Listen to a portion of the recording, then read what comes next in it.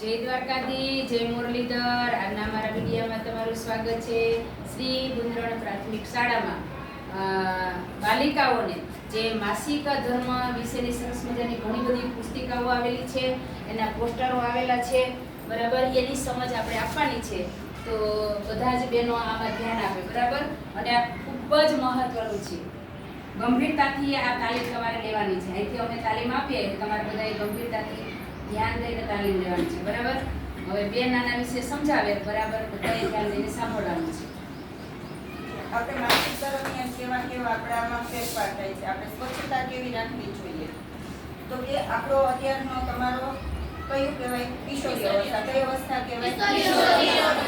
કિશોરી અવસ્થા કુદરતી રીતે સ્ત્રી છે ને એ કુદરતી રીતે માસિક ધર્મમાં આવે. એમાં કોઈ શરમ, સંકોચ કે ડર આવું રાખવાનું નથી. એ તમને આને પહેલા પણ સમજાવીએ છીએ કે આમાં કોઈ શરમ, સંકોચ કે ડર રાખવાનું નથી.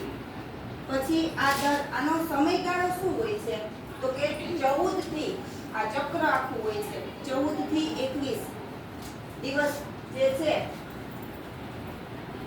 કિશોરીઓને માસિક આવવું તે કિશોરાવસ્થાનો કુદરતી ફેરફાર છે. દર મહિને અંતઃસ્ત્રાવોની અસરને કારણે સ્ત્રીના ગર્ભાશયમાંથી લોહી દિવાલો છે એ ખરી અંદર લોહીની જે દિવાલો બને છે એ તૂટે અને એના કારણે લોહી પડે છે, એટલે એ માસિક. અને આપણા શરીરની અંદર જે પણ કાંઈ બગાડ હોય એ સાફ થાય, બરાબર. સામાન્ય રીતે માસિક ચક્ર 21 થી 28 દિવસનું હોય છે. કોઈ વહેલા પીરિયડમાં આવતા હોય, કોઈ 2-5 દિવસ લેટ થતા હોય, તો એમાં પણ ડરવાનું ન હોય.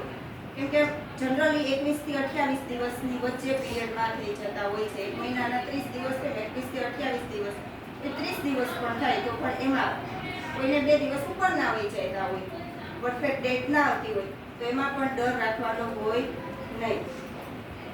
માસિક આવ્યા પહેલાના 14મા દિવસે સાબત કરતો.